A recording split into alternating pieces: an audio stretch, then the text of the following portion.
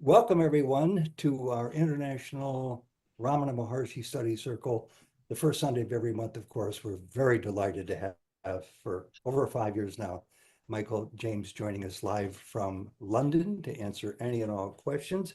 I appreciate you being here as always, Michael. Every month we look forward to this, and I have a way of inviting you to join us live if you want to, simply by writing me.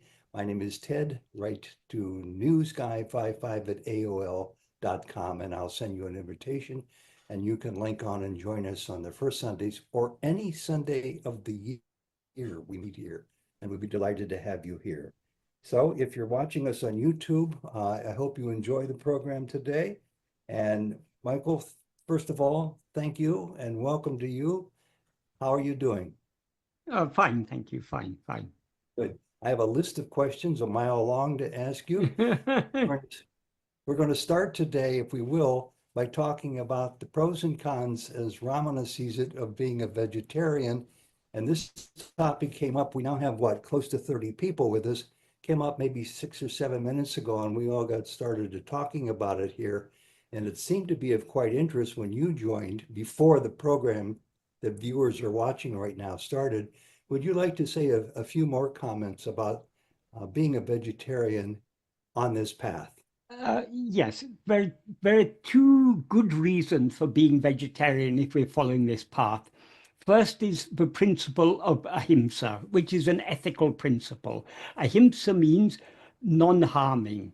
It's often loosely translated as non-violence, particularly in a Gandhian context, but actually what ahimsa means harm, ahimsa means non-harm. So this is the fundamental ethical principle on which all forms of spiritual practice are based. So that's one reason, because any non-vegetarian food involves harm to living beings. So to avoid causing harm to living beings is an ethical prerequisite for following this path. The other good reason is the type of food we consume has an effect on the mind. Bhagavan said, of all the niyamas, that's of all the restrictions, the best and most effective restriction is mita sattvika ahara niyama. Mita means moderate. So it implies both moderate in quantity and in quality. Sattvika means what is conducive to a sattvic state of mind. Sattvic means a mind that is clear, calm, and peaceful. Well, the literal meaning of sattva is beingness. In the state of beingness, that's in the state of calmness, the mind is clear and calm. So that is and the mind is also subtle, more subtle when it's under the influence of sattva. When it's under the influence of tamas, that is dullness, darkness, that is not a favorable state of mind for spiritual practice. Likewise with rajas. Rajas means restless activity. So if we take food that creates rajas and tamas in the mind, that will be an impediment to following the spiritual path. So sattvika food is food that is conducive to a calm, clear, and peaceful mind. A mind that is not agitated by passions. And such a mind is required, particularly on this path of self-investigation, which is a very subtle inward path. So both for ethical reasons, not causing harm to any sentient being, and for practical purposes, if we truly want to follow the spiritual path, vegetarian diet is very important. In fact, in the context of the modern day world, the modern dairy industry involves a huge amount of harm. So better than, in the modern context, better than vegetarian is vegan. Bhagavan didn't never spoke about vegan because in those days the way cows were treated was different to how or how cows were treated in South India in Bhagavan's times was very different to how they're treated now by the modern dairy industry. Many devotees of Bhagavan have opted to follow a vegan lifestyle to minimize the harm we cause to other living beings. Of course,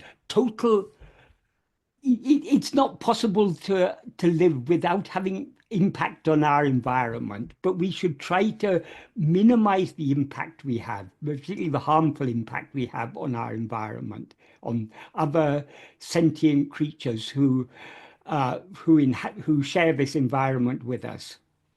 Yeah. That is why Bhagavan recommended, strongly recommended, he made it very clear that he favored only vegetarian diet. Somebody asking a question?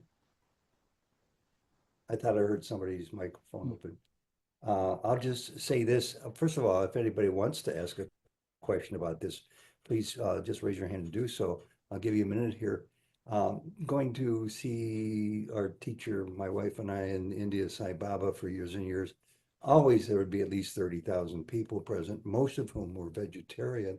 Sai Baba also, like Ramana, said the same thing about the benefits of remaining vegetarian. But many of us, especially from the West, were not. And many converts succeeded in staying that way. Some of us didn't, and I know it's a problem.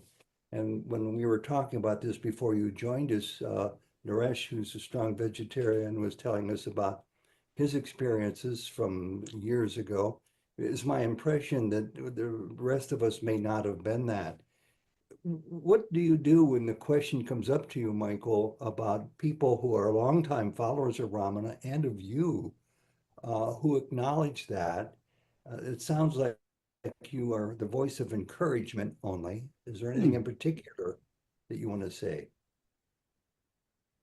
Sorry, I didn't quite follow the question. Is there anything special that you'd like to say to help those of us who are not vegetarian to give it another go?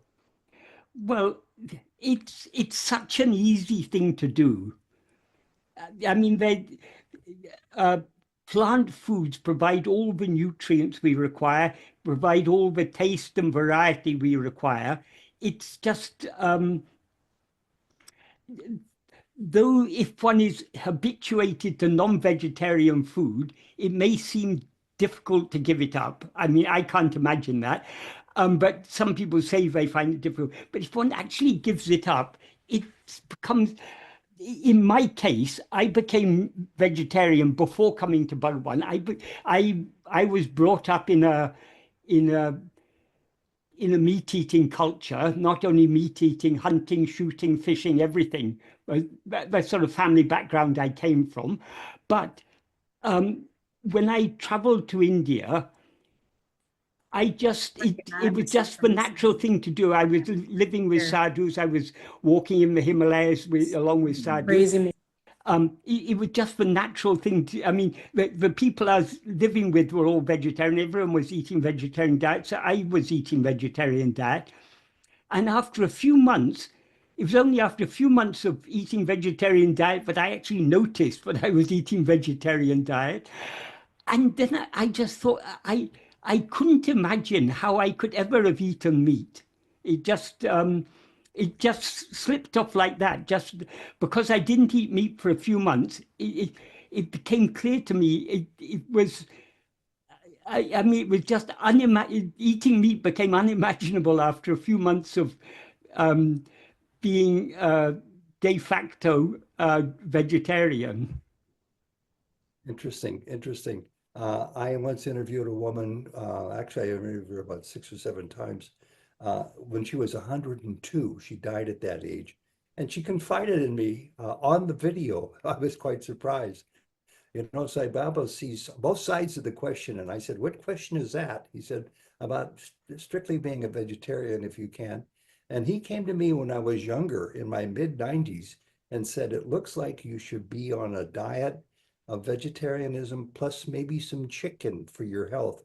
And she said, Baba, you must have known that's exactly what my doctor put me on, to have chicken. Something was supplied at her age that being a strict vegetarian was missing apparently. So that would be one exception. And Well, before I don't know. I'm very skeptical about this thing. Some people say they need to have meat in their diet. I it, it, well, as I say, I'm skeptical about it because all the nutrients we require are plentifully available in plant foods. very So, good. We've got a great first question that was sent to us, but one last chance if anybody else has a question or if they want to have a comment about vegetarianism. Looks like everybody's pretty much on board with that subject one way or the other. Okay, let's get to the first question. And Michael, I got your list this morning, arranging the questions in the order you want to address them today. The first one's from a YouTube comment. There's no name supplied. I'll just read the question this person sent in. The vasanas are strong, but I think that they are even stronger when it comes to negative emotions, such as anger. When I experience such emotions, it is very hard to stay within, this person says. I find that the ego rises stronger and takes over completely sometimes. I scream at my kids as an example. Only after the anger is externalized am I able to go back to being the self.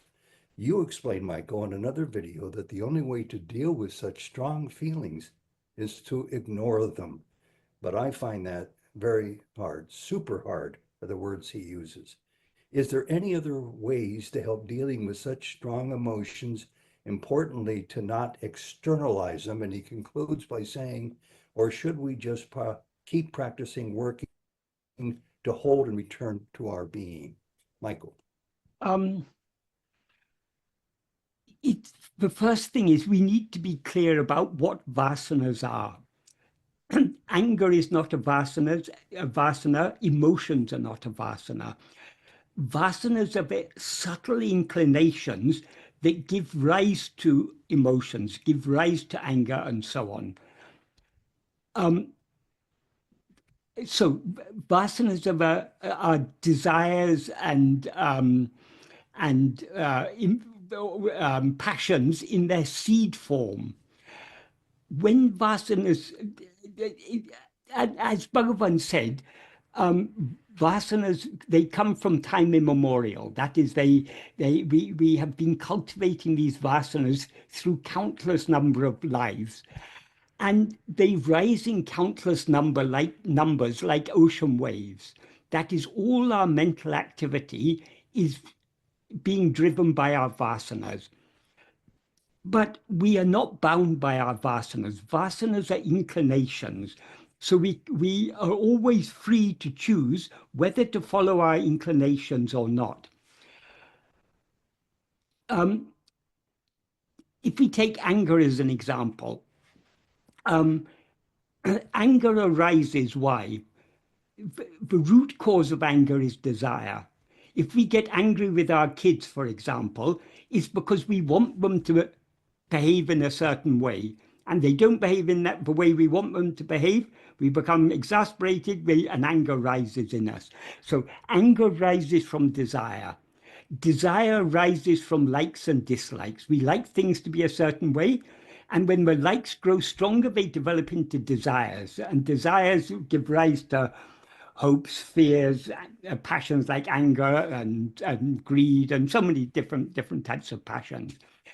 And the likes and dislikes are the manifestation of the subtle inclinations. So the vasanas are all, if we go back to the root cause of anger or other emotions, we come back to vasanas.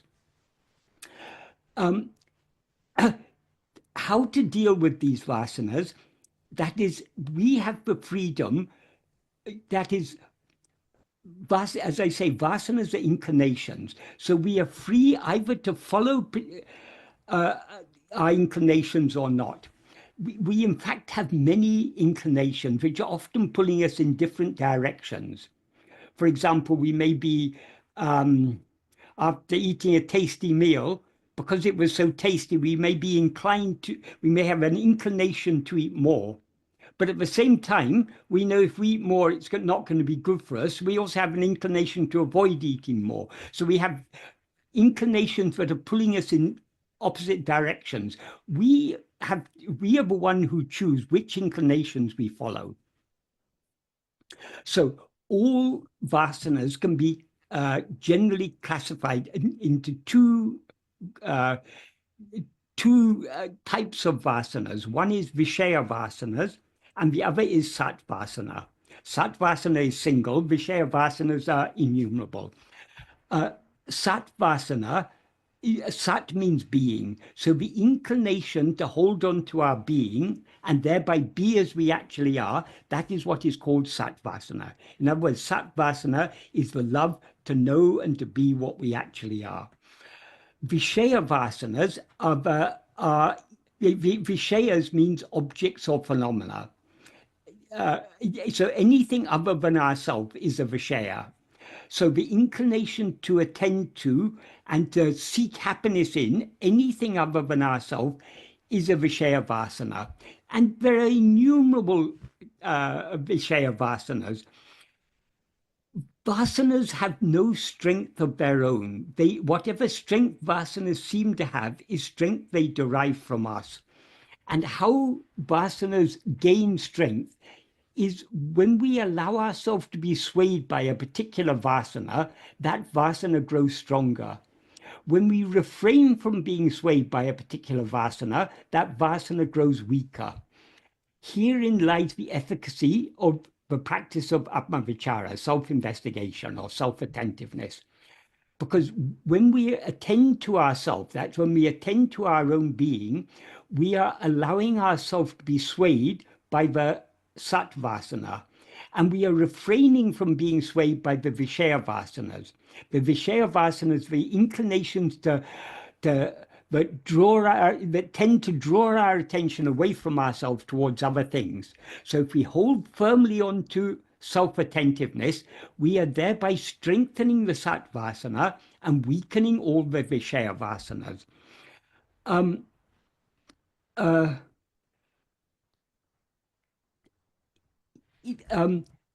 If we allow the vasanas to develop into strong likes and dislikes, those strong likes and dislikes will give rise to desires, and desires in turn give rise to all other sorts of passions. The more the vasanas, the manifestation of the vasanas have developed, the harder it is to control them. When we are swept away by anger, it's very difficult to control the anger. So if we want to control anger, we have to go back to the root cause of the anger. We have to go back to the desires that give rise to the anger. And what gives rise to the desires? It's the likes and dislikes. And what gives rise to the likes and dislikes? It's the subtle vasanas. So we need to crush the serpent in the egg, so to speak. As soon as the vasana begins to rise, we need to destroy it then and there in the very place from which it rises, as Bhagavan says in Nana. How we destroy it is by holding on to self-attentiveness. So we cannot overcome all our vasanas just like that. These vasanas, as Bhagavan says, they come from time immemorial. That means we've been cultivating these vasanas, allowing ourselves to be swayed by these vasanas and thereby strengthening them for countless lives. So we've now got to wean ourselves off these vasanas, and this is a gradual process. This is why Bhagavan emphasized the need for patient and persistent practice of self-attentiveness. And in the course of this practice, we will fail any number of times, but we shouldn't be discouraged by failure. The fact that we're failing means we're trying. If we didn't try to attend to ourselves, we wouldn't fail to attend to ourselves. So failure shouldn't dishearten us. We should persevere in our practice, however many times we fail, because the more we try, the more we are strengthening the sattvasana and weakening the vishaya vasanas. Regarding the comment that the only way to deal with such feelings is to ignore them, but I find this super hard. That is, when I say to ignore these things, what I mean is we shouldn't allow ourselves to be swayed by them. If I try to ignore an inclination, that won't really work. That if the inclination rises, what I need to do is to avoid being swayed by it. So in order to avoid being swayed by vasana A, I need to be swayed by vasana B. So we're always under the sway of some vasana or other. So we should try as much as possible to be under the sway of satvasana. That is, in other words, we should try to hold on to self-attentiveness as much as possible. And in that way, we will slowly, slowly weaken all the vishaya vasanas. And so since the vishaya vasanas are the driving force behind our likes, dislikes, desires, attachments, hopes, fears, anger, and so on, these will all diminish gradually as time goes on. But patient and persistent practice is necessary. So how can we avoid being swayed by one vasana? It's only by allowing ourselves to be swayed by a contrary vasana. So the one vasana that is contrary to all vishaya vasanas is satvasana. So as much as possible, we should try to be swayed only by the satvasana. In other words, we should try to attend to ourselves. By attending to ourselves, we are ignoring all other things. We can't ignore something by just deciding, I'm going to ignore this. In order to ignore something, we have to divert our mind away from it towards something else. So, but in order to ignore all vishayas, we need to divert our mind back towards ourselves, turn our mind back towards ourselves. That's how we ignore them. But as I say, we will inevitably fail many, many times. It doesn't matter how many times we fail, we just need to keep on trying. And that's so the final thing, or should we just keep practicing, working to hold on to and return to our being? Yes, that's the only effective way, or that is the most effective way of dealing with all these things. Going back to the very root cause. And what is the root cause of all vasanas? That is, to whose vasanas are they? They're only ego's vasanas. So the ultimate root of all vasanas is ego. So we need to, by focusing our attention on ourselves, we are bringing about the subsidence of ego. The more ego subsides, the weaker all its vishaya vasanas will become. So I hope that's an adequate answer to that question. Yeah, I'm sure that person, I hope he or she gets to see it on YouTube coming up. Quick question, strengthen our practice of self-attentiveness. You talk about this on many levels over the many months that you've been with us for a whole variety of reasons, but regarding anger, which is kind of unique with its capacity to have great power, motivating it, doesn't strong anger almost negate that possibility? I've been around people on a spiritual. As I say, we will fail. We all fail in so many ways. Even if we don't succumb to anger, we'll succumb to other types of vasanas. So we are not angry all the time. So when we are not angry, let us try to attend to ourselves. If we try to attend to ourselves when we're not angry, it will become easier when we find anger rising in us to turn our attention back to ourselves. To whom does this feeling of anger appear? to me. Who am I? We turn our attention back. That doesn't mean we literally question like that. When Bhagavan talked about investigating to whom, what he implied there is not that we should question to whom is this thought, to whom is this emotion, to whom is this anger. We should turn our attention back towards ourselves, the one to whom all these things appear. And I want to point out for anybody who hasn't started it, I decided to give it a practice, not with anger, but with other intervening thoughts. It's true from what I concluded, I'm sure somebody will deny it, that you cannot entertain two thoughts simultaneously.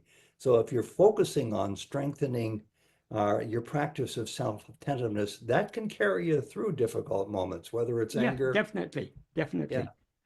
Another Okay. similar thing that people often say they are troubled by, I think we're all probably troubled by these things to a greater or lesser extent, is lust, carnal desire, sexual desire. But I often say, when people tell me that they're very much troubled by such thoughts, I often tell them, from the time we wake up in the morning to the time we go to sleep at night, we think so many thoughts. We're not all the time thinking of sexual thoughts. So at the time when such desires do not rise in you strongly, if you're attending to yourself, it will be easier for you when such desires arise, for you to attend to yourself, turn your attention back to yourself. You may fail, but you'll slowly, with over years or if necessary lifetimes of practice, we can slowly overcome all these things. But it does take persistent practice. Anybody else have questions here on this topic before we move on to the next question? I think you did a very thorough job and I appreciate it. I really hope this person hears your answer one day. Moving on to the second question, you also sent this to me and I'm glad you take a moment now and then to look at your own comments on YouTube. Well, I don't actually look at the comments, but YouTube notify me, not of all comments, but of a random selection of comments. So Really? when I notice things, and since both these were comments on the last, on the previous, on the video of our previous meeting last month, I thought there'd be a relevant answer here. Excellent. Please continue sending them. Michael, you say this is the person, YouTube, no name given. Michael, you say the ego becomes weak at the end of the day. The ego becomes weak at the end of the day, you say, and that it subsides while we're sleeping. Is it not that we have used up all of our energy during the day so that we become physically so weak that we cannot provide the necessary energy for our mind, for our brain to function? I notice, the writer goes on, when I'm ill, that my ego subsides even at a waking state because I have just absolutely no energy to sustain it, no energy to feed the brain. Question, can we say that the source of ego is a certain level of energy that is in fact necessary to start our brain function? No, is a simple answer. It's not the ego, it's not exactly that ego becomes weak at the end of the day. Ego becomes tired. So that is, mental activity is tiring. So after, at the end of a day, we all become, sooner or later, we become tired. And so when the tiredness overpowers us, we subside in sleep. This tiredness is not only physical tiredness. Even if we are living a sedentary lifestyle, even if we remain in bed all day, by the end of the day we'll be tired and fall asleep. So it's not just physical tiredness. Of course, if we're physically active, we may become tired more quickly. But any activity, that even if we're lying in bed, the mind is still active. Even if we're not focusing on any one thing, even if we're just letting our mind wander here and there, it's still tiring. And regarding the idea that we need it's a matter of physical energy. We get physical energy from food. But if we have at the end of a day, or perhaps we haven't slept for more than 24 hours or 48 hours or something, we reach a point where we are so exhausted, we have no, even if we haven't eaten, we have no inclination to eat. The desire to sleep, the need to sleep is far greater than the need to consume food. If we were merely a physical, that is, this body is a biological machine. Machines, they derive their energy from the fuel that you put in them. So if you're running a car, it derives its energy from the petrol that you put in it, or gas, I think you say in America. Here we say petrol. The body is not just a physical machine like that. It's something far more complex. Even other machines like computers, they run on electric power, so these are all physical sources of energy. But we need more than just physical energy. The mind needs more than just physical energy. If your car runs out of petrol and it stops running, it doesn't recuperate. If you just leave it without running for 10 hours, it doesn't recuperate its energy. But the mind does recuperate its energy by remaining in sleep. So that shows the energy isn't just coming from the food, it's coming from within. When we subside in sleep, we subside back into our source. That our source means the Sat-chit, the pure being awareness that we actually are. That is the source of all energy. So why our energy is recuperated by sleeping, that itself is a clear indication that we are not merely physical organisms. We don't just rely on physical sources of energy. We rely on a much subtler source of energy, which cannot be provided by any amount of food. That energy comes from within, from our own being. So it's got nothing to do with the physical energy. You can eat 3 meals. In fact, after eating, we feel more tired. If you're tired at the end of the day and then you eat a heavy meal, you'll be even more tired, because it takes energy to digest food. So that's why we often feel sleepy after a meal. Why in many countries people take siesta after their midday meal.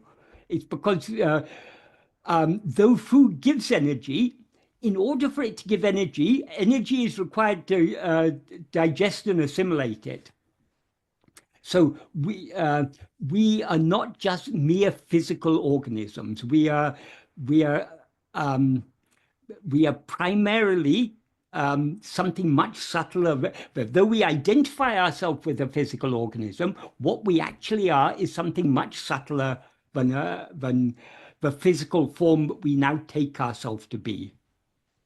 Thank you, Michael. Let's go on to the next question, which is very intriguing. I don't think I've ever heard this thought as a question expressed before. It's from Bharath. And he says, I understand being rooted into self is timeless. That is, there is no body, there is no matter. After realization, the self becomes aware that it is aware of a state of permanence. Does that mean, Michael, that the self has a sense of memory? Because without memory, there is no awareness. That's his contention. Memory implies existence of time, which in turn implies self as a concept of time. This seems contradictory. Bharath says that pure awareness is timeless. Can you please clarify? Yes. Time, we experience time in waking and dream. We do not experience time in sleep. So time is a phenomena, but appears only when we rise as ego. As Bhagavan says in verse 26 of Uludunapadu, if ego comes into existence, everything comes into existence. If ego doesn't exist, everything doesn't exist. There, everything means all phenomena.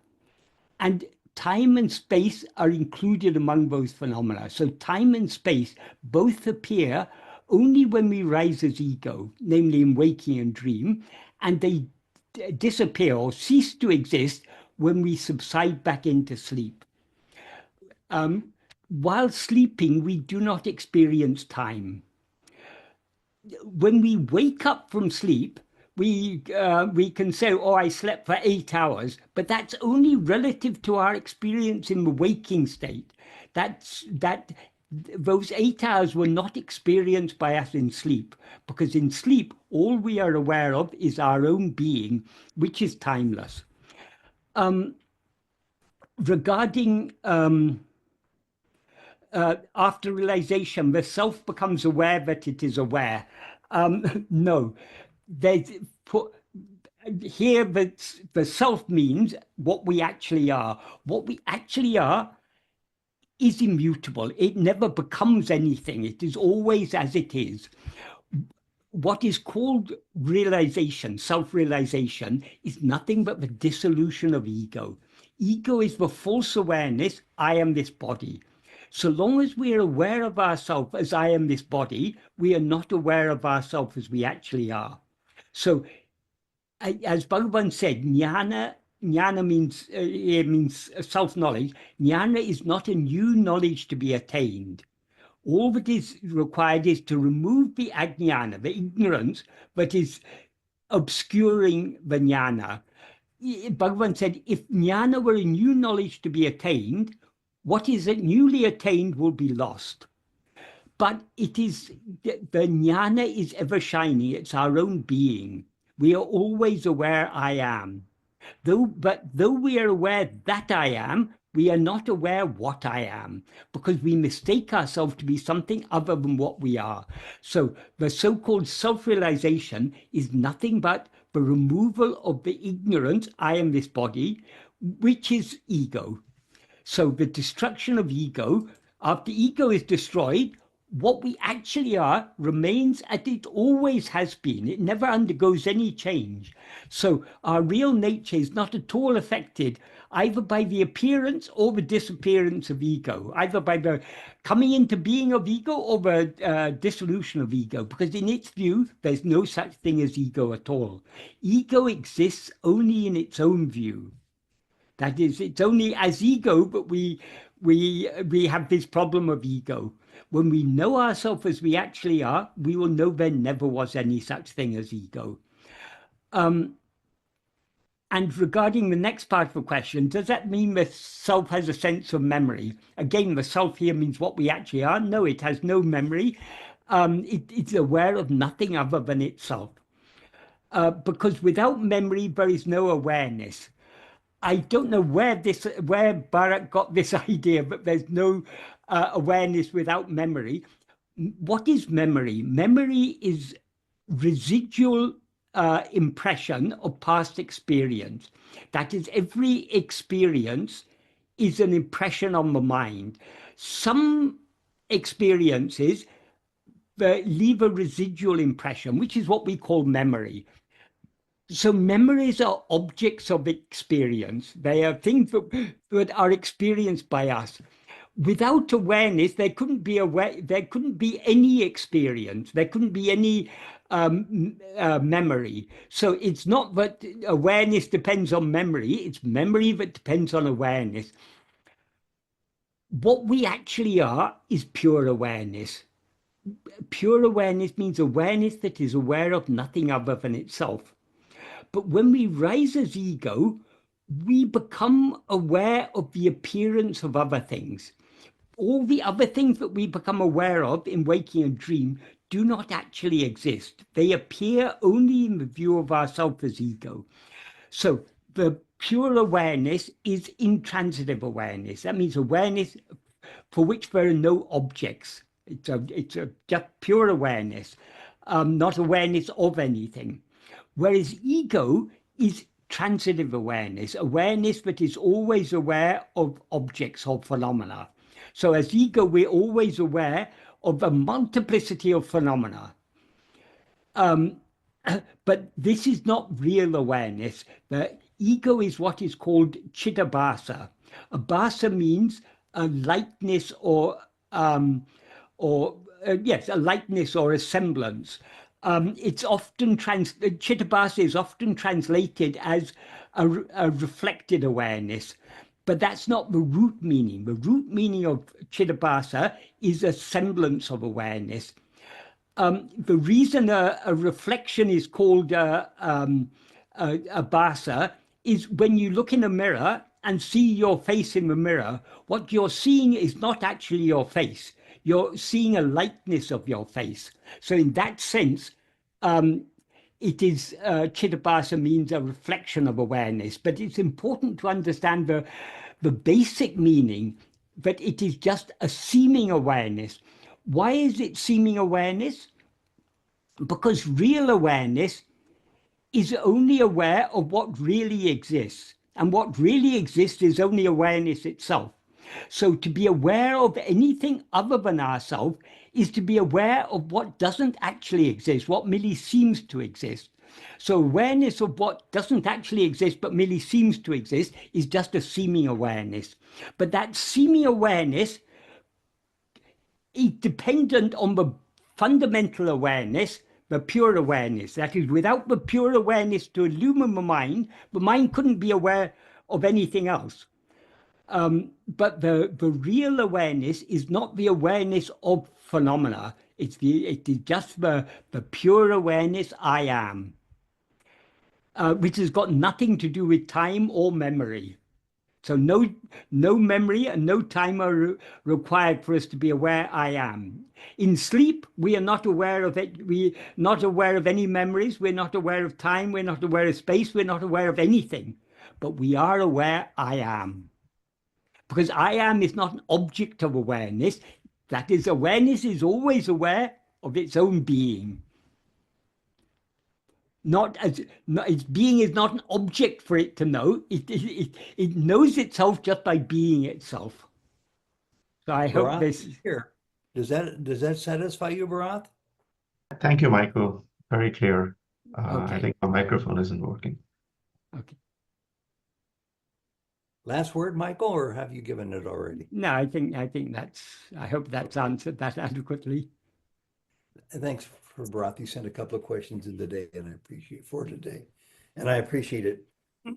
Well, in the next 10 minutes or so, 10 or 15 minutes. Whoops, I'm sorry. Bruce has got a raised hand here. Bruce, Yeah. take it away. I just wanted to ask, is Chittabhasa the parallel between Sutarivu and Chittabhasa? Is that they're kind of the same? Chittabhasa and Sutarivu are just two ways of describing the same thing. That is, the Right. mind is ego or mind is described as Chittabhasa, a semblance of awareness. It's also described as Sutarivu, transitive awareness, because it's what is aware of things other than itself. Thank you.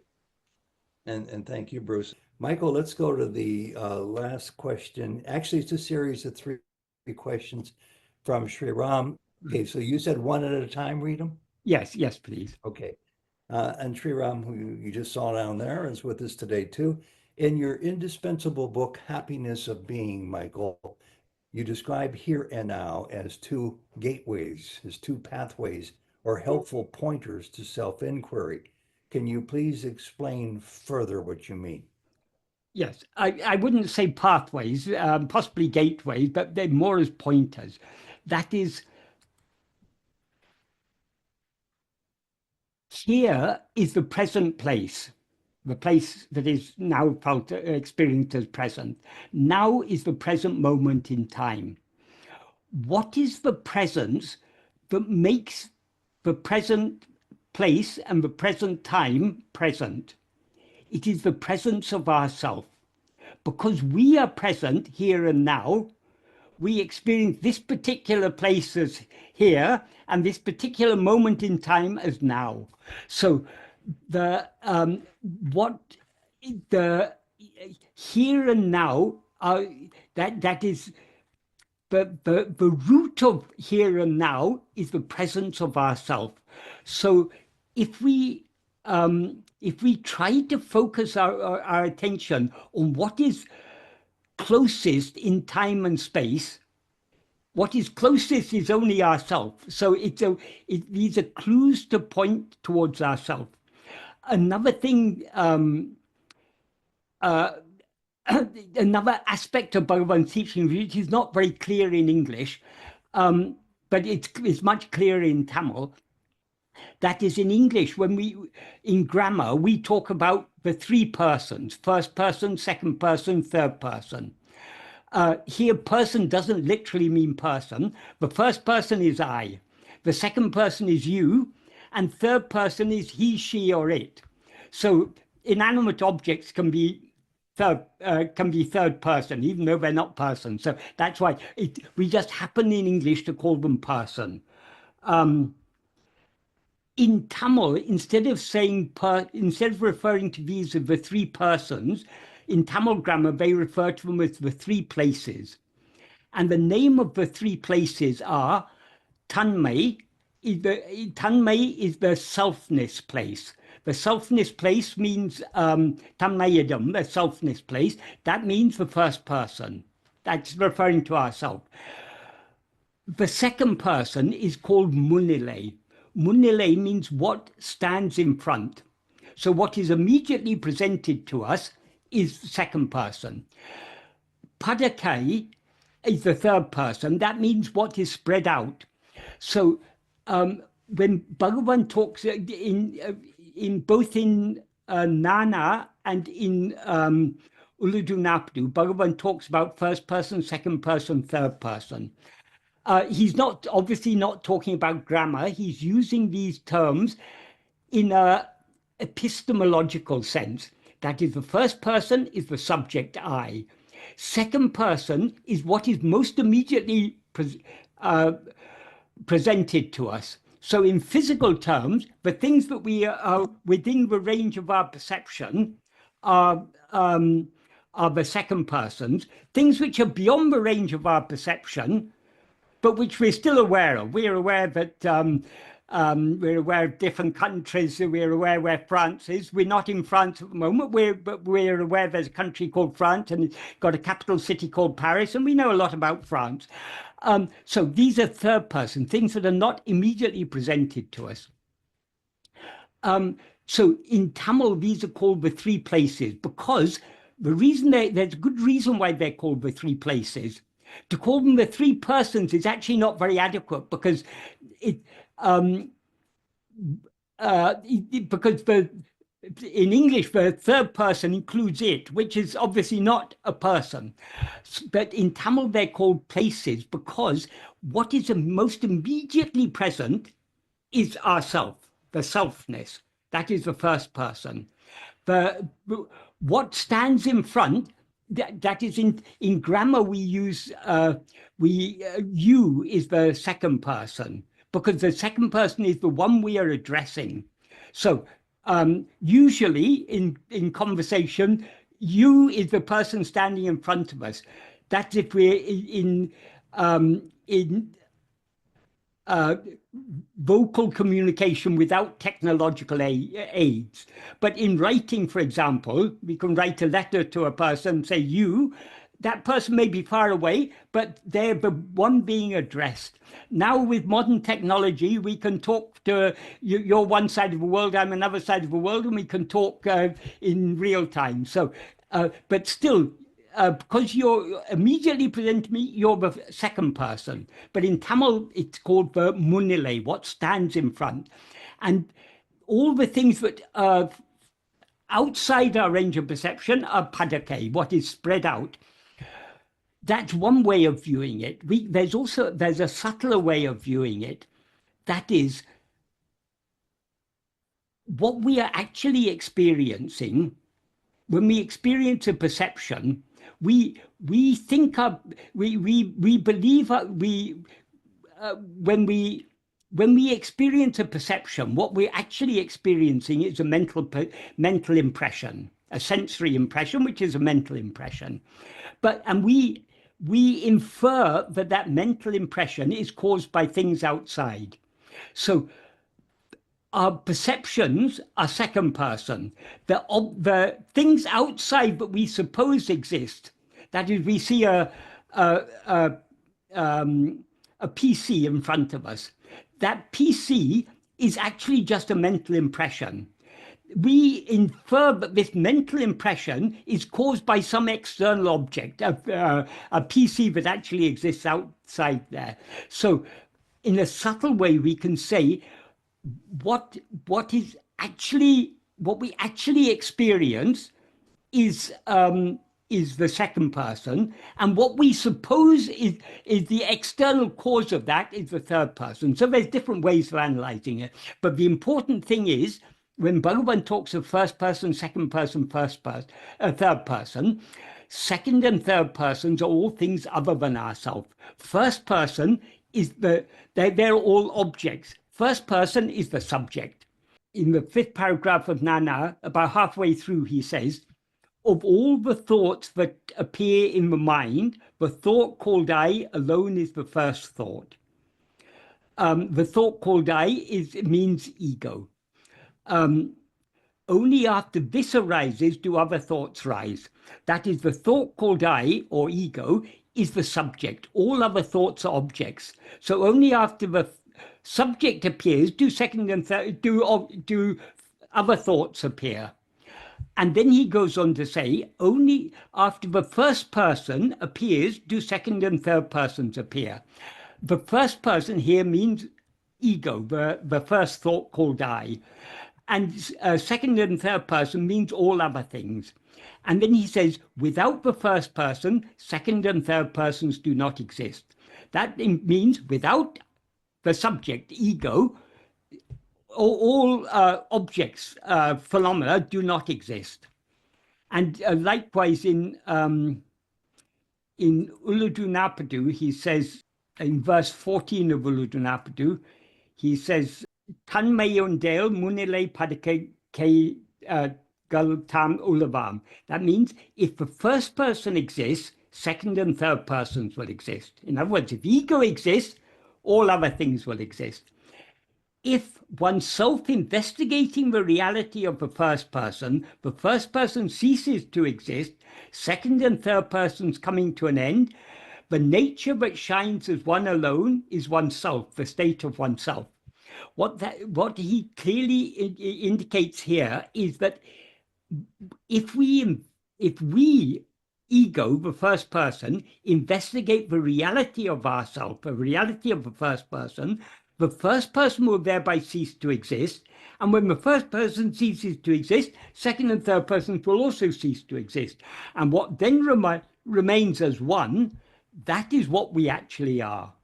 So that which remains when ego and all phenomena have ceased to exist is what we actually are. So here he's talking about, as I say, in Tamil, first person, second person, third person, these are called the three places. So here he's talking about place. That is, Tanmay, the first person, is what is most immediately present, what is nearest and dearest. That is the here. Then in the next verse, verse 15, he talks about time. He says, past and future stand holding the present. That is, it's only in the present moment that we can be aware of the past and the future. So the past and the future are thoughts that appear in our mind in the present moment.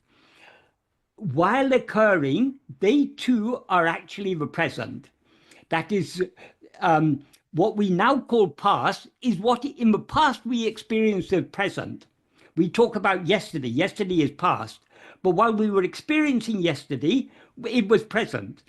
And likewise with tomorrow. Now tomorrow seems to be in the future. But when tomorrow comes, it'll be in the present. So then he says, Nehru Andre, the present is only one. That is a very, we can interpret it in various different ways. It can mean the present alone is all the three times, or the present alone exists, or there is only the present. It implies all these. So the implication of all these interpretations is that there are not three times, namely the past, present, and future, but only one, namely the present, which alone is what seems to be these three. And then he goes on to say, not knowing the reality of now, trying to know the past and future is like trying to count without one. That is, most of our thoughts are about the past or future. But we cannot know the truth of the past or future without knowing the reality of the present. But what is the reality of the present? I am. What makes the present moment seem to be present? Because I am here. What makes the first person seem to be the present person, seem to be here? Because I am. We experience ourselves.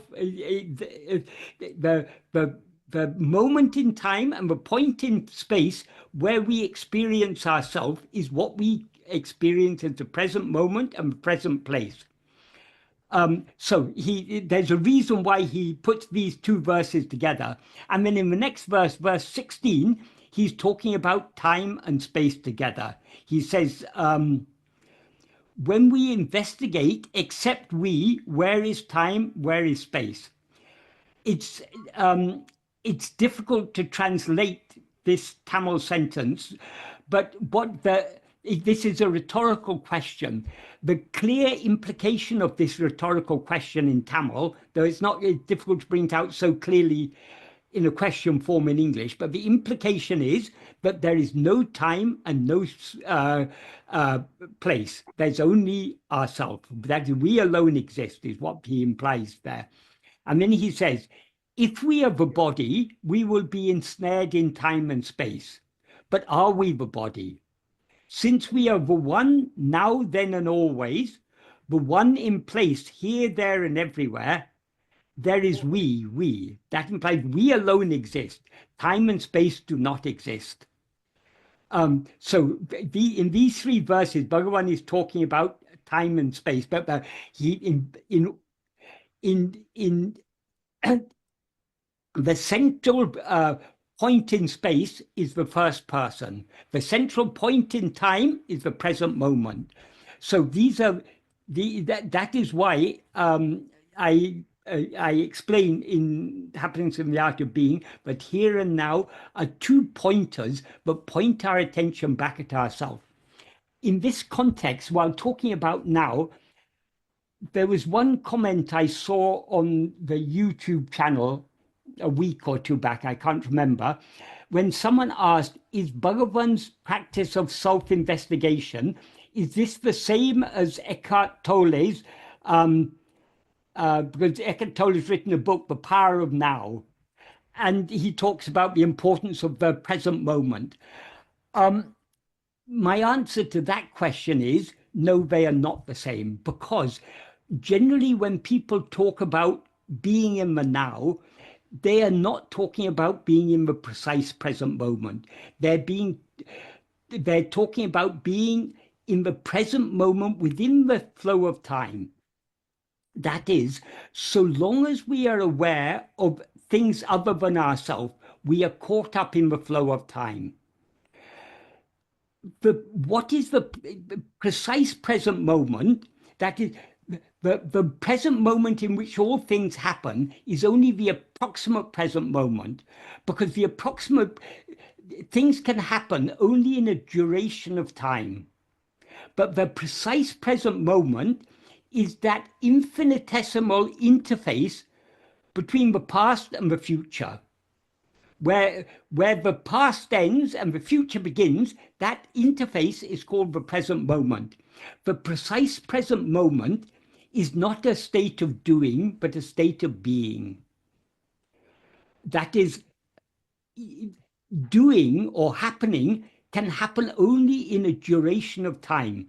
So long as we are aware of, for example, in Buddhist meditation, in Vipassana meditation, they say you should always try to be in the present moment. You should be aware of, if you're eating, you should be mindfully eating. If you're walking, you should be mindfully walking. That is being only in the approximate present. It's that approximate present that Eckhart Tolle is talking about, that present which is a moment in the flow of time. But the precise present moment is infinitesimal. It has no duration. Because it has no duration, nothing happens in it. So if we set aside a moment past and a moment future and go to the go deep into the present moment, we will reach a point. We'll reach a point where there is no duration at all. That is the precise present moment. That is the state of being. So in the precise present moment, there is only being. Nothing can happen without a duration of time. So long as you've got a duration of time, you've got a flow from past to future. So that is not the precise present moment. That's not the present moment Bhagavan is talking about. So the precise present moment is what we need to focus our attention on. We ourselves are the precise present moment. That is, in the precise present moment, there is nothing other than our own being. So long as we're aware of anything other than ourselves, we are caught up in the flow of time. And so we are not in the precise present moment, we're in the approximate present moment. Likewise with the present place. Now this place appears to be present because we are present here. Why are we present here? Because we identify with the body that is present here. But if we want to go deep into this sense of here, we have to go back, we have to turn our attention away from all phenomena back towards ourselves, the presence which makes the present place appear present and makes the present time appear present. So this is a very deep and subtle subject. To understand it, we need to think very deeply and carefully about it, and not merely thinking about it, we need to put it into practice. We need to try to see what is the precise present moment in time, what is the precise present place in space. It is only the presence of us, our own presence, our own being. So here and now points us back towards our own being. But we have to, we shouldn't just get stuck with the pointers. We have to go deep in following the pointers, to go back to our source, go back to our very being, our timeless and spaceless being, which is what Bhagavan refers to in verse 16 of Uludnapti, the last of the 3 verses that I read, where he says, there is only we. Time and space do not exist. That timeless and spaceless we, that is what we have to go back to by self-investigation. And we can go back to that only by focusing our attention more and more keenly on our own being. Sri Ram, is that the satisfactory answer to your question? Yeah, Michael, it's wonderful. I have a little follow-up question. Yes. In one of your discussions about Arunachala Pancharatnam, you talked about Munnilai as feelings and thoughts and emotions within your mind, and Padakai as the external world. And yes. I think in the bottom, is it so? Right now you're saying 1, 2, and 3. Is that same first thing? First person, second person, third. What in English we call first person, second person, third person, is what in Tamil is called Tanmay, the first person. Tanmay means the selfness, the first person. Munnilai, what stands in front, is the second person, and Padake, what is spread out, is the third person. Okay, so Munnilai could be your thoughts, feelings, emotions, or somebody's what you're most immediately aware of. That is what we're actually aware of, is only mental impressions. We are not aware of an external world. We infer the existence of an external world because we experience sight, sounds, taste, touches. We infer that these are caused by an external world. But Bhagavan says in verse 6 of Ulladu Narpadu, actually the world is nothing but these 5 kinds of sense impressions. Right. So would you say that the third person, Padakai, is from Munnilai, and is from Munnilai, and Munnilai is from Tanmai, and all of these are vrittis? Well, yeah, yes, we can say that, but that is the dividing the second and third persons is not really very important in this self-investigation. So Bhagavan generally clubbed them together. Munnilai Padakai, he clubbed them together, but so all phenomena are second and third persons. Phenomena appear to whom? To me. That's Tanmai. Who am I? Tanmai. That I to whom all phenomena appear, that is ego. Right. Is Tanmai then the ego, the I mixed with Tanmai is ego. Okay. And you talked about, how does it correlate with Jiva, Jagat, and Jagadishwar? Jiva is the first person. That's Tanmai. Yes. So long as we take God to be something other than ourselves, when God becomes a second or third person, and the world is likewise a second or third person. Okay. How about time? On this? Let's get to Bruce, and we'll come back to you. Just one more question. Just one question. Can I ask how about the time is also a vritti of the mind? Yes, it's all is vrittis, or everything is. Bhagavan said the whole world is nothing but thought. Okay, thank you. In Nana, he puts it in the 14th paragraph of Nana, he says it very crisply. Jagamembadu Nineve. What is called the world is nothing but is only thought. Go ahead, Bruce. What's your question? Thank you, Michael. It's related somewhat. The question I have is, I really want to say thank you, Michael, for your most recent, the book that you worked on, or that Sarah worked on, compiling some of your responses relating to Ulladu Narpadu, Bhagavan's, and that she collected, I guess, from your blog, right? Yeah. Well, she collected from my blog, and also I think from videos where I've talked about. Yeah. So, and that most recent translation that is in that which corresponds directly to your blog for verse 10 in Ulladu Narpadu. Yes.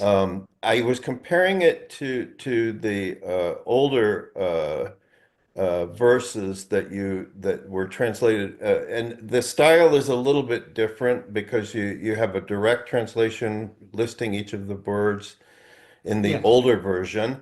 In the newer one, it's not so much that. It also, I'm trying to parse out the various aspects of it. I'm sorry, this is kind of a technical question, but in the there's also Ulladu Narpadu Kalivenba version, which includes some slightly different language terms. In the Kalivenba version, that is the difference between the Ulladu Narpadu and the Kalivenba version of it is in the Kalivenba version, Bhagavan linked all the verses together. So he added extra words between the verses to link them all together into one verse.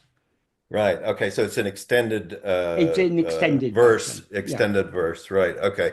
So, but I gotta say that the newest translation, yes, I really feel connected to that. I feel like I don't know, because I don't know how you're arriving at that, but it feels more right. I don't know if that is it part of your just you. I mean it's translating is not an easy task. I've been refining the translation of these things over nearly more than 40, 50 years. 50 nearly years, 50 years.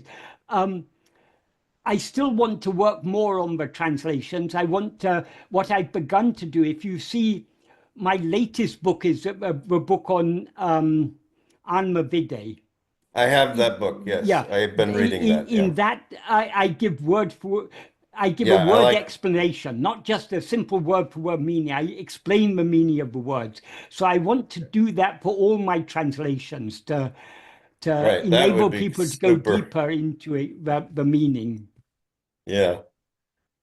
Thank you so much for Right, your hard right. work. I know you're doing it for yourself as well, Yeah, but for us that are on your shirt tails, yeah. thank you so much. Okay. Can you, Ted, can you send us the link to get these books, please, that Bruce is talking about? Please. I don't have the links. Okay.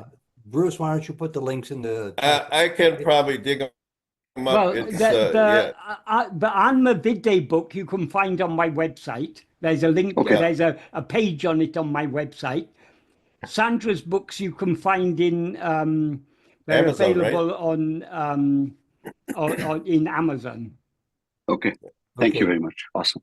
A little housekeeping here real quickly. Bruce, thank you for your question and comments. Sri Ram, we'll get back to you because we're well into the second hour. Okay, Ted, can I just suggest one thing? Yes. I think we can leave Sri Ram's third question for a later time, but his second question is actually very closely related to the first Very good. question. So my answer will be complete only when I answer his Okay.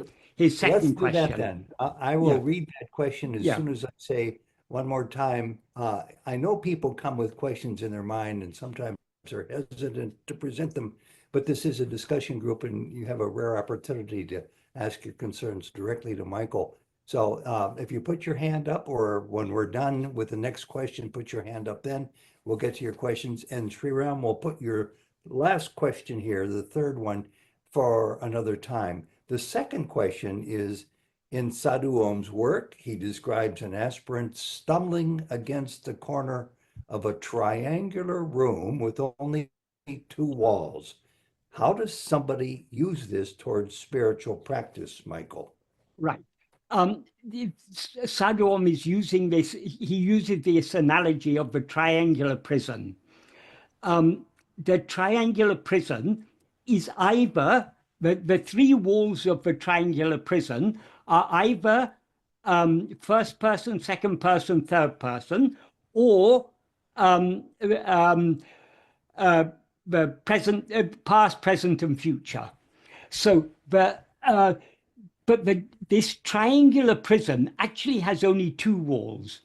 The third wall, we just assume it is there. So the prisoner in this prison is trying to find a way out of the prison through the 2 walls he is facing. The 2 walls he is facing are either second and third persons or past and future. But we never turn around to investigate the wall that is behind us. That wall that is behind us is the first person or the present moment in time. So the point of this, the point of this is there's no way of escape from this triangular prison so long as we are facing towards second and third persons, in other words, phenomena, or past and future.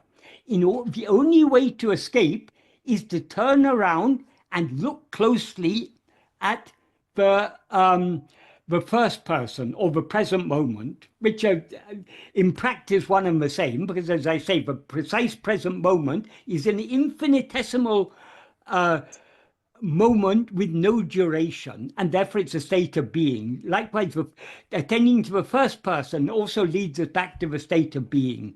So we have to turn around. We have to turn our back on the second and third persons, past and future, and face the first person, the present moment. If we turn around, we will find there's no wall there at all. So we were never in prison.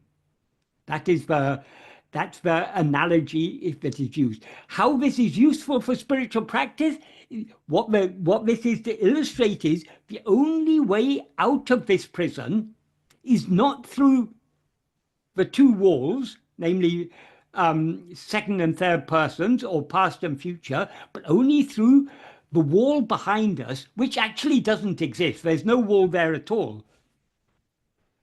But we assume the wall is there because we've never turned back to look at it. If we turn back within to see what is this ego, who am I, there's no such thing as ego to be found. Likewise, what is the precise present moment, we come to a point which is beyond time.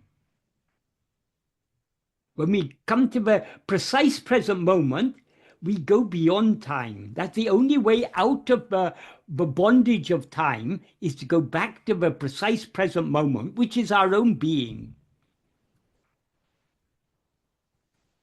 I hope that's a clear answer for you, Sri Ram. That's awesome. That's awesome. So no place, no person, and no time. The three persons and the three times seem to exist so long as we are facing second and third persons or past and future. If we turn back to see the first person or the present moment, we find there's no such thing at all.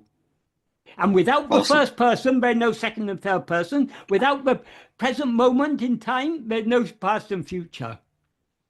The whole house of cards collapses. Exactly, exactly. Thank you, Sri Ram. And Michael, of course, always thank you. Sri Ram, we'll get to your third question later. Right now, we like to get some new voices in. Of course, of course. Thank you very much. Any questions from anybody on any topic that you'd like to address to Michael? Bruce's hand is up now. Okay, go ahead. Sorry, I had I wanted to ask something about we were talking earlier about sattvic foods and stuff, and I know Bhagavan is somewhat more liberal about the strictness of that in terms of vegetarianism, and I was wondering, but there was a comment by someone that for example, from the Western perspective, like adding a fermented food to your vegetarian diet is considered to help your B12, full B12 complex in your digestion. I mean, whatever, all these details, right? But the point is I know that fermented foods were served at the ashram in the form of idlis, and also in the form of dosas, right? Yeah. I don't know if that, so obviously it's a part of the vegetarian diet of the ashram incorporated some fermented food elements. Yeah. So I think moderation is the key. Am I correct? Moderation is absolutely, yes. Moderation both in quality and quantity. Right. And like, for example, again, I know Bhagavan used to tease his mother because she was a Brahmin and Very she orthodox, was yes. very orthodox, and oh, that onion touched your sari, you better go wash it, right? No, it wasn't the onion touch yours. There's onion in that. You've just eaten food with onions in it. All moksha has gone away. About the sari, when any non-Brahmin happened to be there, but Bhagavan said, oh, her sari touched you, you have to go and take bath or your moksha will fly away. Yeah. So he teased her in order to remove her attachments to all these orthodoxies. But all these orthodoxies are rooted in the Dehabhimana. I am a Brahmin, I am pure. Yeah, exactly. So I'm I just would point out there are that. sweet onions today. Yeah. Okay. It's interesting. The onions were not recommended for the Jewish faith early on when they were in the desert. The lentils, garlic, and onion, or lentils were okay, but onions and garlic were, it's mentioned in the Old Testament. A lot of people in India won't take onions and garlic because, as Bhagavan said, onions and garlic, particularly garlic, is very good for it has many medicinal properties. So it's good for the bodily health. It's not so good for the mind. But Bhagavan used to cook with onions and garlic because we maybe at the very early stages of spiritual practice, just like an analogy that is often given is the analogy of a small tree sapling. If you plant a tree sapling, you put some that's sort the of one. protection around it. Right. And that's necessary to protect it from goats or deer or whatever may come and graze on it, and also to protect it from strong winds and so on. But that tree eventually will grow up into a huge tree that you can even tie an elephant to. So at the early stages of spiritual practice, maybe we have to be super careful about onions and garlic, but we have to grow beyond that. So Bhagavan didn't attach importance to avoiding onions and garlic, which some people, particularly Orthodox Brahmins and certain, I think among Vaishnavas also, it's particularly important. They attach a lot of importance to not taking onions and garlic. But Bhagavan didn't attach importance to this. This is a matter, again, as you say, it's a matter of moderation. Yeah. Thank you. Thank you. Thank you, Bruce, again. Branath is waiting with a question for you. Take it away, Branath. Hi, Michael. Can you hear me? Am Yes, I audible? can hear you. Yes. So I had a follow-up question to your explanation about being in the infinitesimal moment when you Yes. compared the Eckhart Tolle's works Yeah. and that of Bhagavan. How I'm thinking, how can doing also coexist in that infinitesimal moment? No. Especially, so there has to be the ceasing of the Because doing. doing or happening all involves change. It's a movement from one state to another state. So it requires time. But in the precise present moment, it's a durationless moment. It's a moment without any duration. And therefore, there's not anything in that state except being. Okay. In that case, how does functioning in the world ever happen? So if I'm just Well, pure being in moment. if you want to function in the world, then you need time, because if the world exists within the framework of time and space. But we're talking here about spiritual investigation, going back to the source. So if you want to go back to the source, you need to be willing to renounce the world. Because when we give up ego, we give up the world. Bhagavan says in verse 26 of Uludunapti, I quoted just the beginning of Uludunapti. I think from your name, do you know Tamil? Yes, I do. Yeah. So he says, Ahande undayin anatam undahum. If ego comes into existence, everything comes into existence. Ahande indrel indru anatam. If ego doesn't exist, everything doesn't exist. Everything means all phenomena. Ahande yavamam. Ego itself is everything. And then he concludes by saying, Adalal yadu idu endru nadale ovadal yavamenaor. Therefore, know that investigating what this is giving up everything. What this is means what this ego is. If we investigate ego, as he says in verse 14, which I quoted, if we investigate the reality of the first person will cease to exist. And when the first person ceases to exist, the second and third persons will cease to exist. The first person is ego. Second and third persons are what he refers to in verse 26 as everything. So by investigating the reality of ego, investigating who am I? Who actually am I? Now I seem to be this ego, but what actually am I? By investigating that, we give up everything. So Bhagavan never attached importance to external renunciation. He wasn't opposed to it because he said, if it's your destiny, you'll be married and you'll have 10 children. If it's your destiny, you'll become a sannyasa. These are all external things. That is the external sannyasa is not the real renunciation. The real renunciation is inward renunciation, which is by investigating ourselves and thereby renouncing ego, we renounce everything. Okay, yeah. Thank you, to- Bharath, and sorry for butchering So, your name. so right long there. as we want to function in the world, we're not yet ready to follow this path to its conclusion.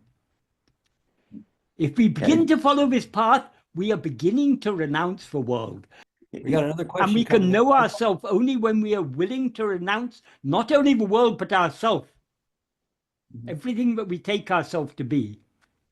So this is the path of supreme renunciation. That's why Bhagavan said, this is the Parabhakti Tattva. This path is the supreme devotion. Thank you, Michael. Is that it? Thanks a lot. So Joe Michael is asking, is the question, who am I, Michael, pointing to the subject I, that is the ego, and is self-attentiveness bypassing the ego and pointing directly to the self? Do you understand the question? Yeah, I understand the question. Firstly, it's not the question, who am I, that's important. Bhagavan talked about the investigation, who am I? The investigation, who am I, doesn't mean asking the question, who am I? It means turning our attention back to ourselves to see what we actually are. There's no difference between investigating ego and investigating what we actually are. This can be easily illustrated by an analogy. If you see a rope, mistake it to be a snake, to see what it actually is, you have to look at it very carefully. But which should you look at? Should you look at the snake or at the rope? If you ask that question, it's a meaningless question because there's only one it there. What seems to be a snake is actually a rope. So if you look carefully at the snake, you see, oh, it's not a snake, it's just a rope. Likewise, if we look carefully at ego, we will see it's not actually ego, it is just pure satchit, pure being awareness. So there's no bypassing in this. This is bypassing everything. There's no bypass of the bypass. That is, self-investigation is the ultimate bypass because we're going directly back to the source. That is, all other things appear from ego and appear to ego. All phenomena appear from ego and to ego. But if we attend to ego, ego will subside and dissolve back into its source. Just like if you look carefully at the snake, the snake will dissolve back into the rope. What seemed to be a snake will become clear that it was never a snake. It was always only a rope.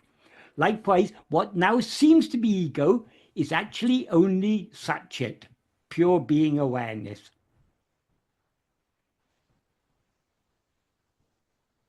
Okay, Thank Joe? you. Joe Michael? Yes? Thank you. Yeah, I is that- guess I need to hear that again and again and Yes. again. And Yes. thank And you. again, and Yeah. again. Thank you, and thank you, Michael. Michael, there's a comment. I'm not sure it's a question. It's to the subject that's been brought up several times since I got the ball rolling with vegetarianism versus non-vegetarianism. It's from Lonnie. I think you touched upon it. You may want to say more. If not, we'll go on to the next question. She says, dairy foods also cause massive harm to living beings as it depends on violence to the dairy cows and to their offspring. Another angle to think of. Not necessarily. It is possible to treat cows cows generally produce surplus milk. So according to the Vedas, the calf should first be allowed to take its fill of milk, and any surplus milk can then be taken off. That's the old traditional way of doing it in India, but it's not the way. It's certainly not the way the modern dairy industry does it. Within a couple of days of birth, the calf is forcibly separated from the mother. The mother is, and cows nowadays are bred to produce unnatural quantities of milk. It's not natural for a cow to produce 30 or 40 liters of milk a day. It's because of they are bred to produce such huge quantities of milk, which is not healthy for them.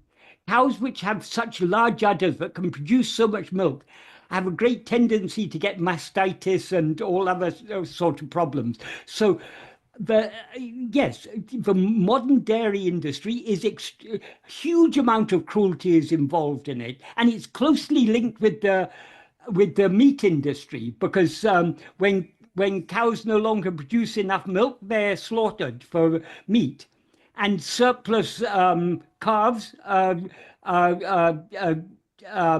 just fattened and sent off for slaughter.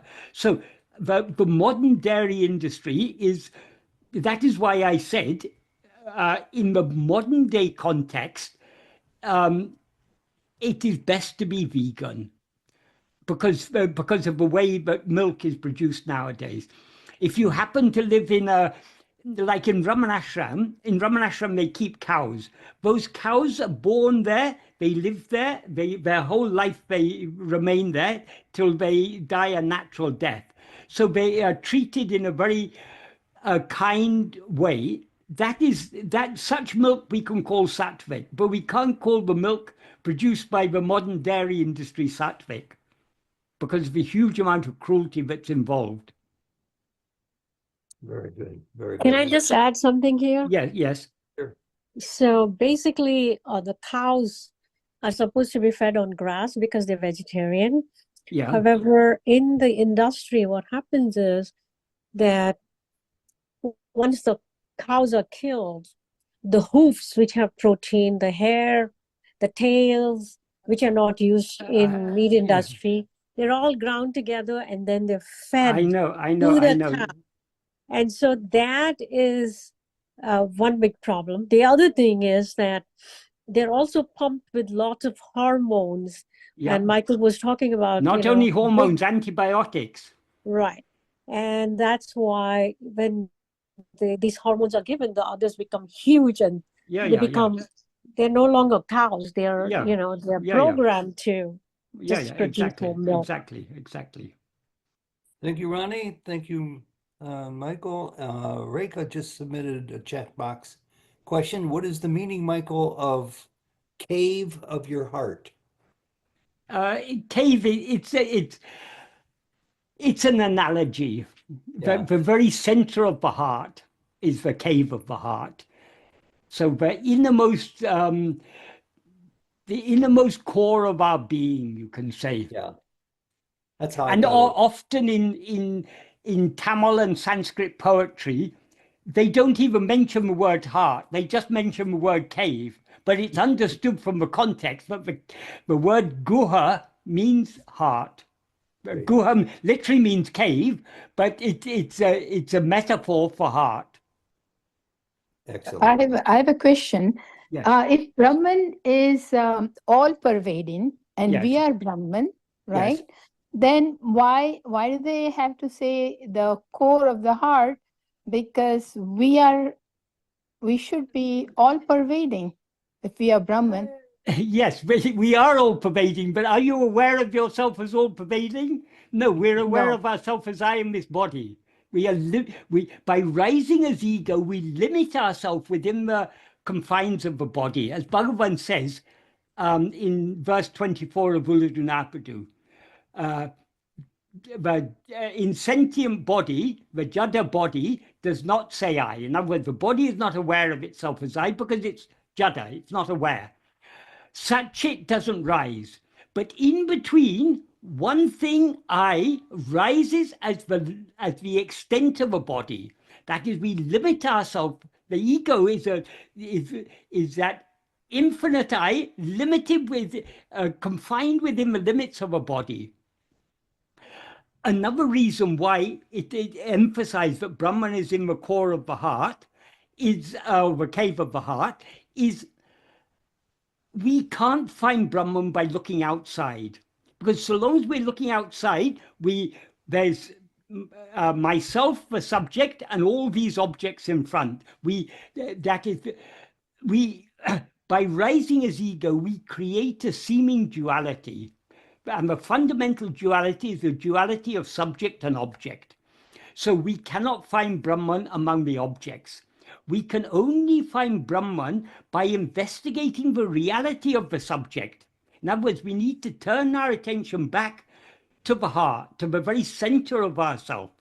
Heart means center.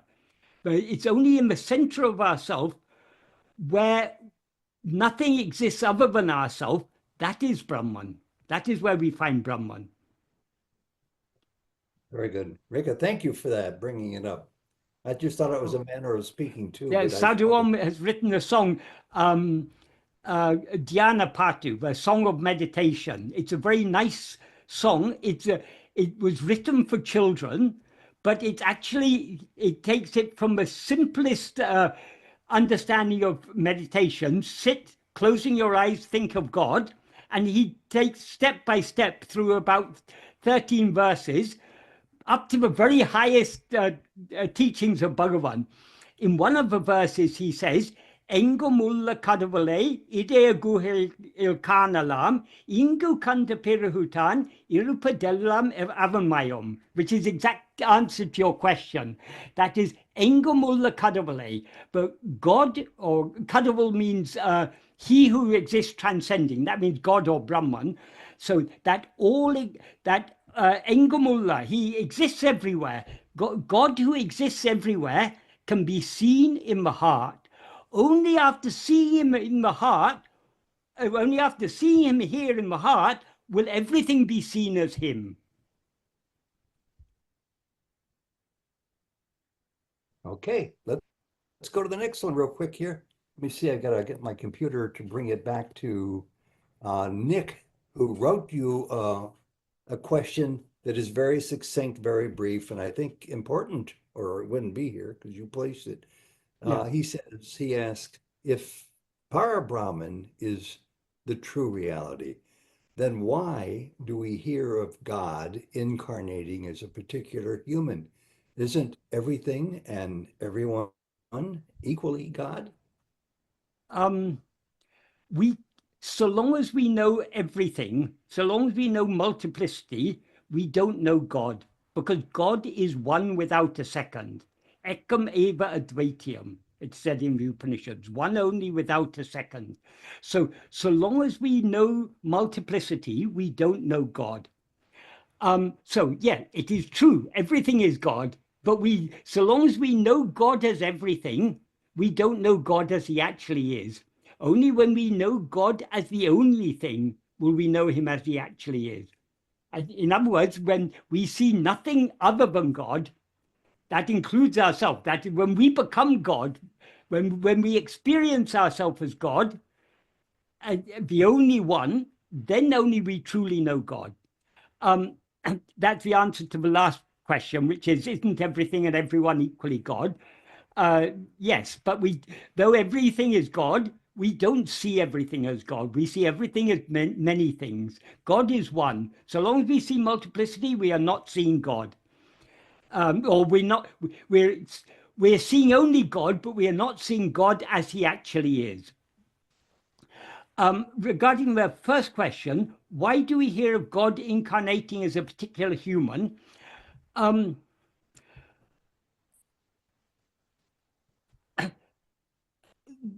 Bhagavan is God. I take Bhagavan as an example. Bhagavan is God. We are also God. Mm-hmm. Hitler is also God. Stalin is also God.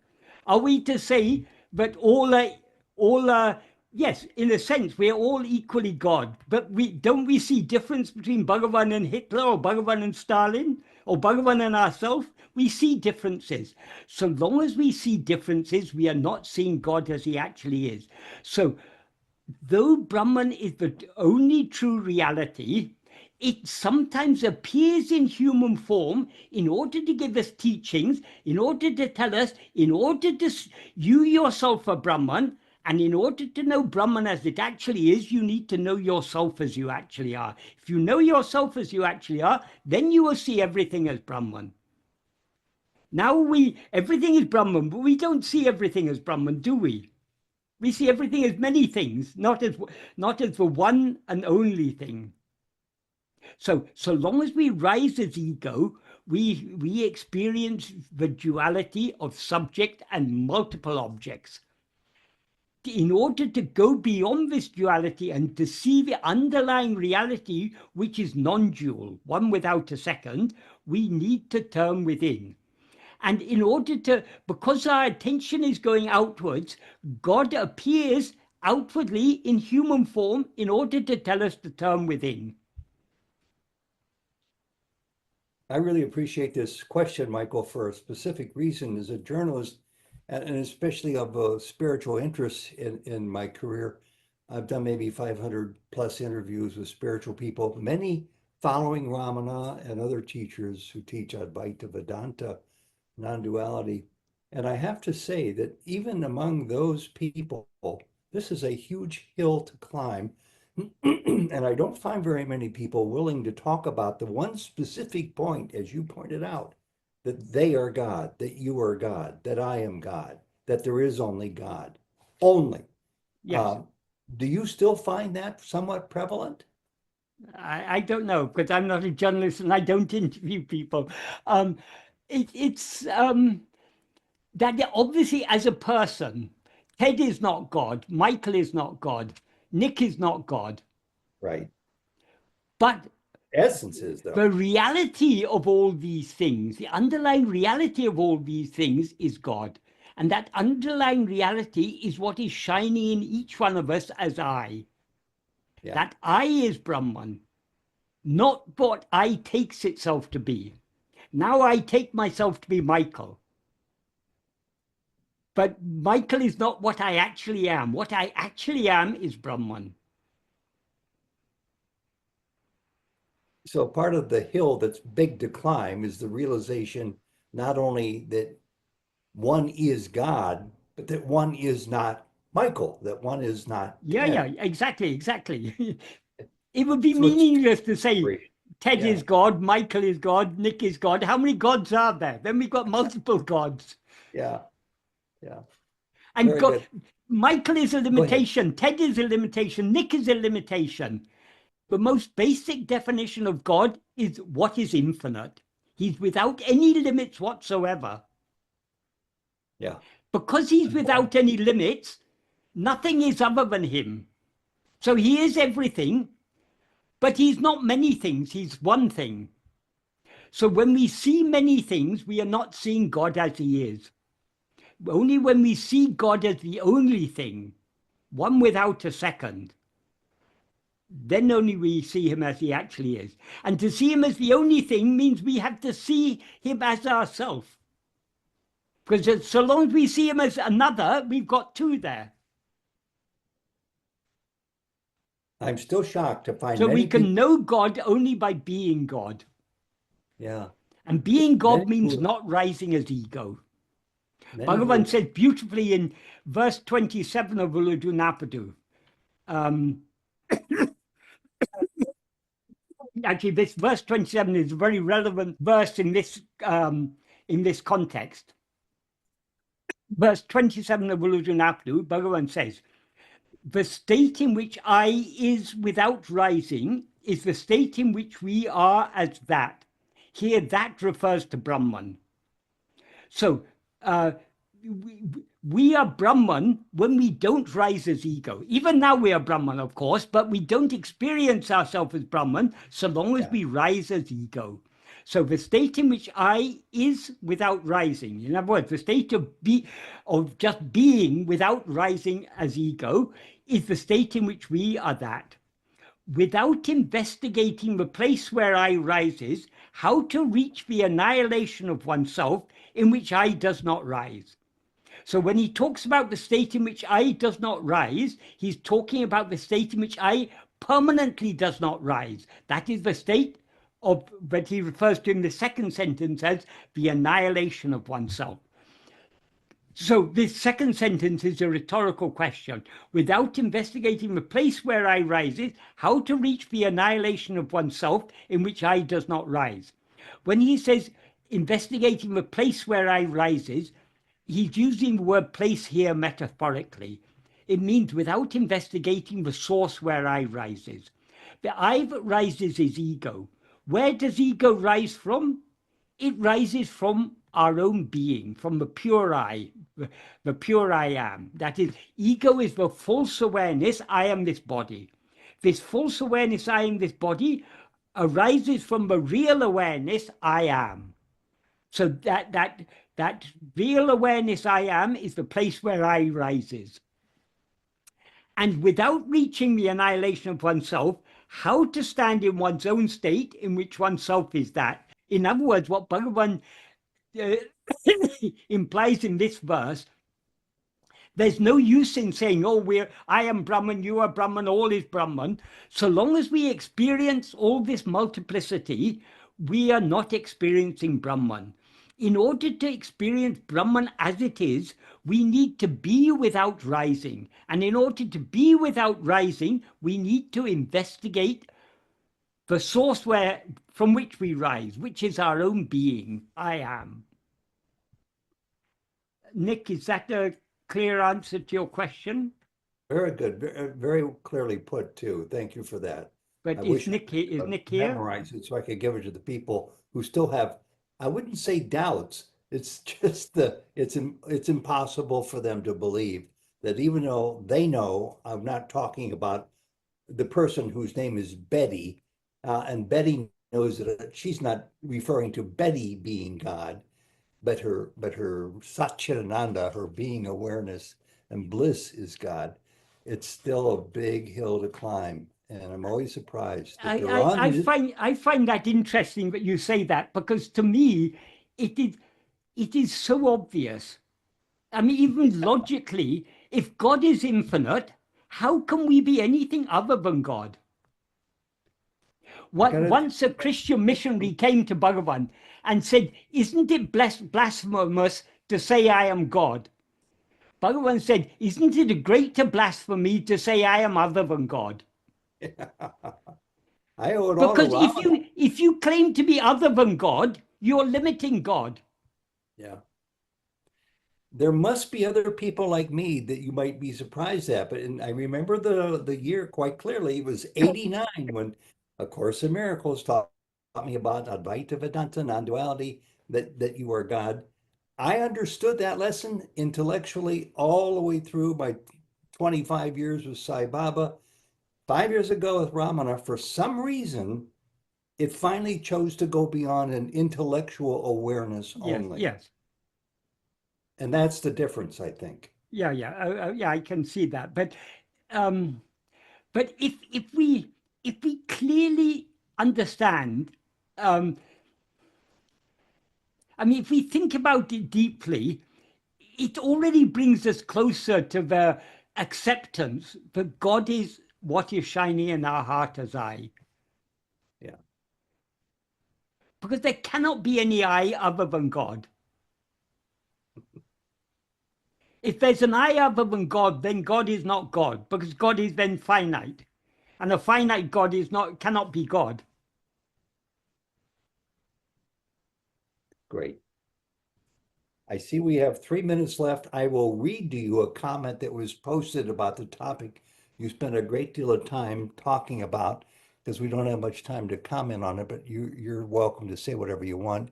It's from Ronnie, who says, that which is not the mind of the body, there is something that tugs your heart that is beyond the mind and the body. I want to make sure I started it at the right place. Yes, that which is not the mind or the body, there is something that tugs your heart that is beyond the mind or body. Example, the feeding of a mother who delivers a baby. Despite all the pain, the mother has tremendous love. It is beyond the mind and both body, which are impermanent. There must be other examples that are similar to that, I would think. Yeah. Okay. Michael, I want to take this time to say what I know everybody else is feeling in their hearts. Great gratitude here in America. This is Thanksgiving Day weekend. Doesn't trouble us much to enumerate the things that we're thankful for. You're at the top of the list for many of us. I can say that with great conviction. Well, all I'm doing, I'm just pointing out what Bhagavan has taught us. And there's nothing I'm not giving anything of my own. I'm just pointing out what Bhagavan has taught us. So there's nothing special, nothing, no need to feel grateful to me. All our gratitude should be towards should be to Bhagavan. Okay. There are a few other places, however, to turn to if we want to make the deep dive in understanding this, as well as you've enabled many of us to do. And all I want to say is our gratitude goes out to every effort that's made to do this. You never charge money for anybody. You seem to have no restrictions for anybody. You're there always at the ready in groups like this to answer people's questions and to comment further where it's required to help people more clearly understand who they are. By Bhagavan's grace, he's given me love for his teachings. So again, it's all credit goes only to Bhagavan. I am totally, I am just an ordinary jiva full of so many vasanas, but among my numerous vasanas, by his infinite grace, he's given me this love for his teachings. So I'm always happy to talk about them. Michael, Bhagavan is Krishna and you are the flute in Bhagavan's lips. Yeah, you are the flute. The flute Thank you. the flute is hollow. The prana going through the flute, that is Krishna. You're the music So coming through the flute is That's good. just an empty case. Yeah. Well, I have two things to say. One is bad and one is good. We won't see you until next year, Michael. Yes. The good thing is a month from right now. Right. So happy New Year in advance. I'm not sure if you have any time to think about something so fundamentally illusory as a new year. Yes. Since we were talking about time today. Yes, But, yes. But our gratitude for however you find the wherewithal to spend time with us. Well, the new year we're talking about is now in the future. In a month's time, it will be in the past. So all these are fleeting. What is permanent is that the ever-present being. That is what makes the present moment appear present and the present time, the present place appear present. Yeah. So we have to hold on to our being and be present in our being. Be present in our presence. So I love the That phrase. is the way to go beyond time and space. Yeah. We are grateful in the past, present, and future for you, Michael. Thank you. And anybody who wants to shout out a word Gratitude of is not necessary. Past, present, and future are not necessary. All that is necessary is I am. Since this is the end of the year with our visits with Michael, anybody who wants to just Yeah, speak. I have a quick question. Well, it have to be very quick, Ronnie, real quick. Yes. Is the attachment to Ramana Maharshi a Satvasana? If you take Bhagavan to be an external person, then that is not Sattvasana. But if you understand that Bhagavan is your own being, Bhagavan is what is shining in your heart as I, then your attachment to him is Sattvasana. And that is what his teaching is all about. Why did Bhagavan appear externally in human form? Only to turn our attention back to ourselves.